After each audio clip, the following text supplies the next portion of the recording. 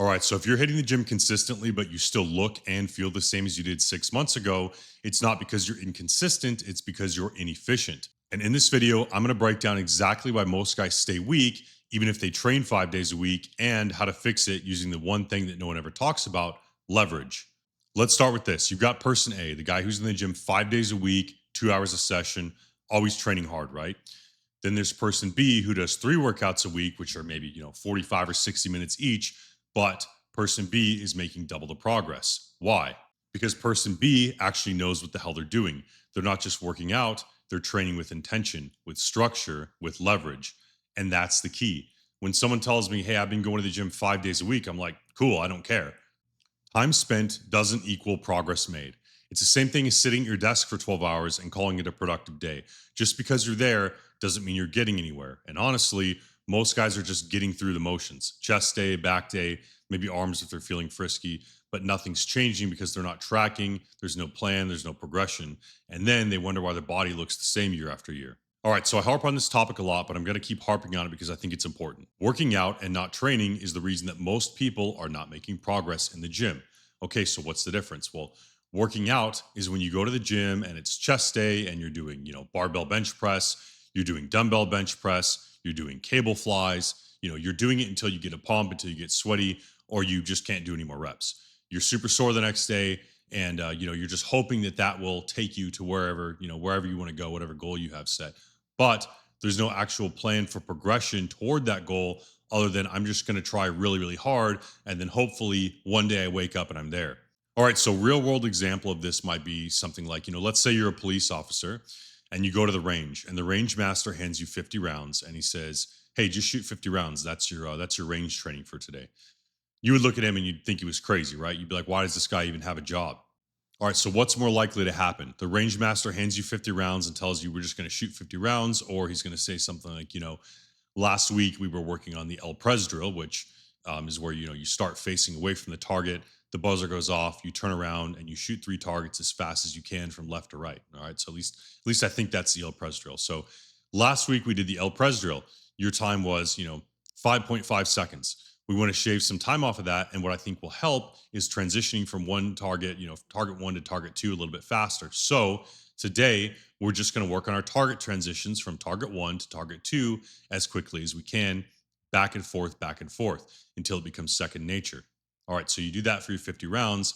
Next week, you go back to the range, do the same El Pres drill, but you do it in 5 seconds flat. Okay. So you shaved half a second off your time. That was a training session.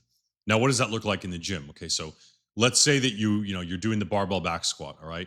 90% of your max, and you get stuck about 3/4 of the way up, right? Like that's your sticking point. You're grinding, you're almost finishing the rep, and like right there is where you stall. This week, what we're gonna do is we're gonna set the pins up so that we're 3/4 of the way to the top, right at that sticking point, and we're gonna do overloads. Okay, so we're gonna do actually, 110% of your max, and we're gonna take it from that 3/4 position and just start locking out, right? So just 3/4 all the way up where you do 3 heavy singles just like that. Okay. So you do that. Next week, you go in the gym and you squat 90% of your max again, and it flies up. You break right through that sticking point, and your squat just is amazing. It's moving again. Okay. Okay. That was a training session. Okay.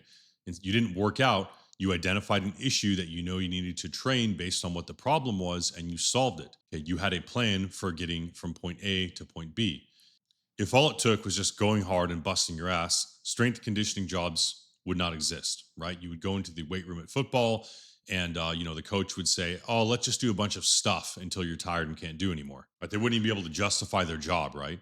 Olympic coaches wouldn't exist. Basically, no strength job would exist. Okay, there'd be no point because you would just say, "Hey, let's just work out really hard until it hurts, and that's what's going to make you into a champion." But we know that's not the case, right? Another example, okay, you got this guy, Tom Haviland. A lot of you guys know who Tom Haviland is. Tom Haviland is an Australian strongman guy who, is super big, super freaking yoked and shredded, lifts crazy weights, all right? All right, well, Tom Haviland geeks out on his training. Tom Haviland knows exactly how many reps, how many sets, and how much weight he's doing, the tempo, the rest periods, the frequency, the range of motion that he's working in, where he needs to work based on previous sessions, all of that, all right?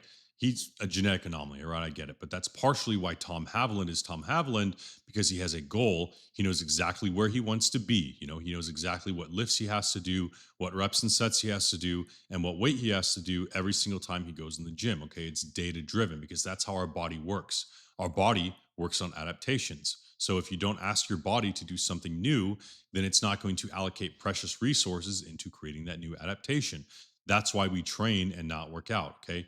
If you go in the gym and you bench press 135 pounds 5 times on Monday, and then next Monday you go in the gym and you bench press 135 pounds 5 times, your body is not going to do anything to get you stronger. It's not going to add more muscle there because it already has what it needs to be able to do what you're asking it to do. So we have to ask your body to do something new every single time we want it to get better. Now, obviously, that's not always going to be 5 more pounds. Sometimes it's one more rep. Sometimes it's shorter rest periods. Sometimes it's one more set. Sometimes it's a different exercise to bring up a lagging muscle group or a sticking point. But the point is that everything in the gym is calculated. And that's what training is. Okay. It's precision. It's not a shotgun, it's a sniper rifle.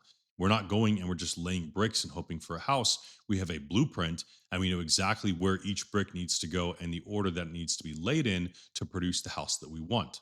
So, if you're not making a lot of progress in your training, if you are stalled and you made some progress at the start and now it's slowed down, it's probably because you're at the point now where your training needs to be more precise and you can no longer just go in the gym and just do random stuff and hope for the best.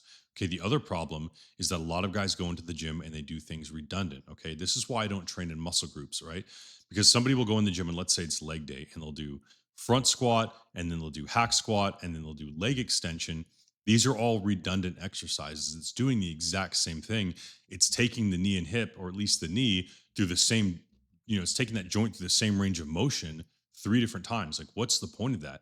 You're wasting that time. If you got the stimulus out of the front squat or the leg extension or the hack squat, you can now move on to the next thing. So this, training precise like this also helps you take less time in the gym, okay? Because if your training is precise, you don't need to be throwing a bunch of shit at the wall and hoping that it sticks. You know exactly what you need to be doing to get to where you want to be. Because every time you go in the gym, you know exactly what weight you did last time, you know exactly how many reps and sets, and this time you have a plan for building on top of that. And like I said, sometimes it gets a little bit more complex than just adding one rep or adding 5 pounds, but that's where training knowledge comes in. The point is that the difference between working out and training is that training is calculated. But let's talk a little bit more about this redundancy thing, okay? Because I see this a lot. I'll see somebody in the gym and they'll hit a barbell row and then they'll hit a dumbbell row and then they'll hit a seated cable row. And now you've basically taken up, 45 minutes or more to do the exact same thing. Okay. What would be more efficient would be training in movement patterns, right? Let's say we're going in the gym and we're doing squats and then we're doing deadlifts and then we're doing an isometric back extension, and then we're doing some shrugs. All these movements, work together because they're the same like kind of kinetic chain, but we're not just doing redundant things because we already did that movement pattern. Okay. A lot of people like to call this something like push pull legs, which can be a good way to structure your training or a good way to structure your week.